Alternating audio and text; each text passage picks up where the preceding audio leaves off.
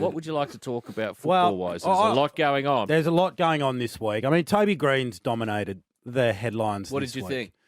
think? Is a week fair? I mean, I'm a so-called footy expert, an analyst. I'm paid to analyse the game. That's my job. Yes. I'm very lucky to be able to do that, by the way. So I get to the end of the week, and I was reflecting this morning. So at the start of the year, you could, like round one, we had the opportunity, David Asprey. Yep. You can throw your elbow back, Yes. round one, and hit someone in the head, and you're fine. Mm-hmm. And then it can happen again, and then it can happen again, and you're fine. You're allowed to do it. Buddy Franklin. And then Buddy Franklin comes along, and all of a sudden it's not okay. Mm-hmm. But then 2 days later, he goes to the tribunal, and it is okay, and he gets off. And then Bailey Fritsch puts an elbow up in a fend, and he gets off. Yep. And then Toby Green does the same and gets 2 weeks, takes it to the tribunal, and he doesn't get off. He still gets 1 week. So it is as clear as mud. Yes. In my eyes. What's the issue? Is it one bloke sending stuff through to the match review? The issue is the greyness in the grading. So grading, trying to work out whether a player's done something intentionally or recklessly, or whether it's high impact or medium impact or severe impact. It is so grey, but it's one person making the assessment every week in terms of the MRO. So you'd think you'd find a level of consistency. We haven't. And then the tribunal and the MRO are so far apart now that it just creates an absolute lottery. So I feel for Toby Green. Look, I don't know what he's supposed to do, Nick. I've never played a game of AFL. You've played heaps. Yeah. I don't know what you're supposed to do when you're going into a collision situation. Yeah. And you're trying to brace, protect yourself, in some ways protect the other bloke as well. Yeah. I mean, I don't know how you don't put your arm up. So I think it's the same conversation as the one we had at the start of the year where Dangerfield came in and bumped rather than tackle. So I think right. what you just have to do now is you just have to take the tackle if you're Toby Green, and just accept that in that situation you're going to get tackled, so you can't put your arm up in, as a bit of a You're going to win the ball, but then you must. But then you just got to take the tackle. I think that's where we've got to get to. So in that sense, if we want to protect the head, it's probably the right decision, but in the context of the year and everything that's happened already this year, it's not the right decision because Toby Green's the only one that's got a week for elbowing someone. At this time of the year as well. Yeah, and in what is tonight a belter. A massive game. So we get an elimination final in round 22, still a week to go. So do they have as many blokes out as they did last week, GWS? They got a stack out.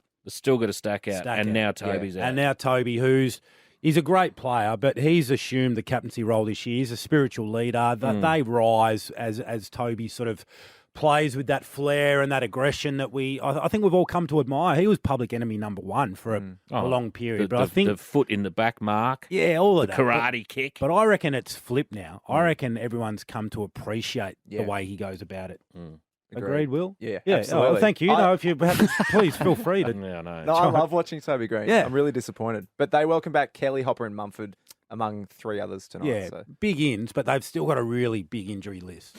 Big round of football as we move away from the area we were talking about. Yes. It's a good lesson that. All mics are live. Always. Yeah. Always live. Always live. You're never not live. It's just what seeps out of the studio is the issue. Like at the start of the year when we got the briefing about what you can and you can't say, and they always roll in a few of the blooper reels or slip-ups. In the compliance training. Yeah, that's right, where people have not realised that stuff's actually gone live. There's some really good stories. Oh, yeah. Like, so sometimes I won't lag anyone in, but there's a couple, so the screens at the stadium that all stay on in the suites, yes, the boxes, like the TVs. It's like a raw feed.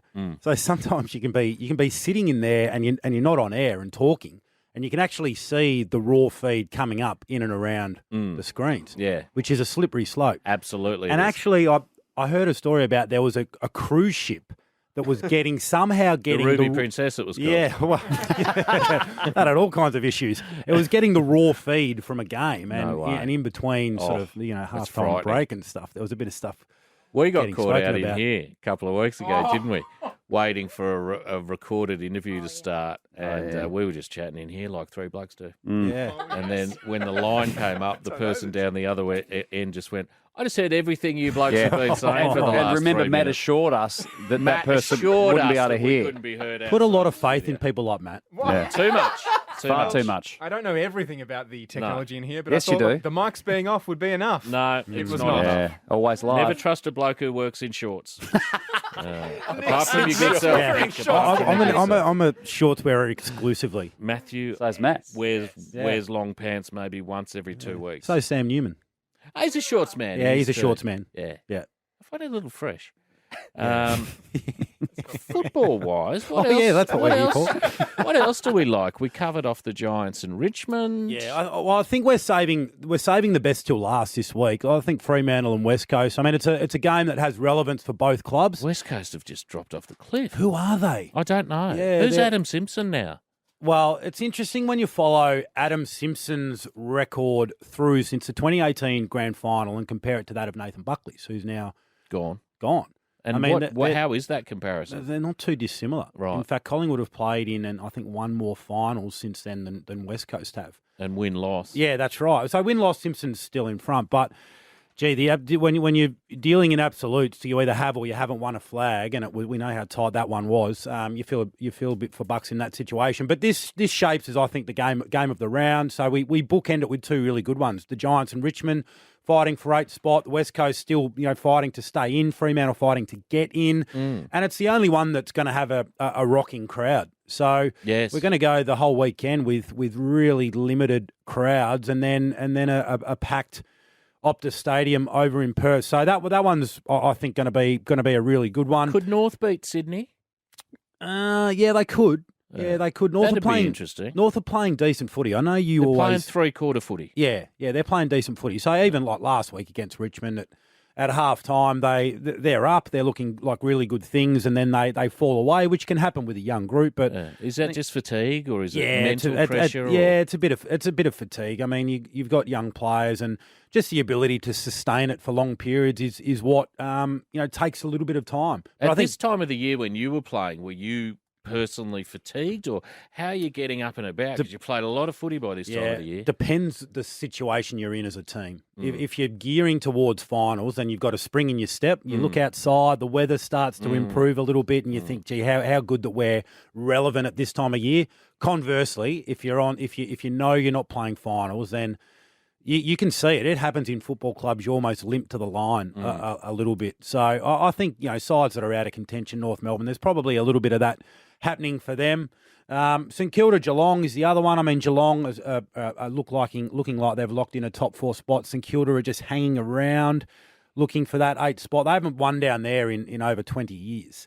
Jeez, I did not know that. Which is, they're up against it. But I know that, GWS last week, did you see they used as a reference point, they showed the Miracle on Ice. Miracle on Yeah. Ice, Will. Yeah. 1980, US versus Russia in the ice hockey. Yeah, that's right. So Yeah. Leon Cameron used it as a motivational motivator. tool, and then Yeah. the Giants boys came in after the game, and we didn't know it at this stage, but they all started the USA chant when they were lining up. And everyone's like, to "What's sing a going song. on It's here?" like, what are these blokes going on about? Well, But that's why North were using Mighty Ducks for years. One of the great ice Coach moves. Gordon Bombay. Yeah. What did he impart on them? Coach Bombay. My boys are obsessed with that movie. Yeah. It's, Triangle? Yeah, the Flying V. Yeah, the Flying V. Flying V. Yeah, see, Jack Zeeble runs back into the back line. He's like, Flying Fly, V. boys. Mate, have a lovely weekend. Always lovely to see you.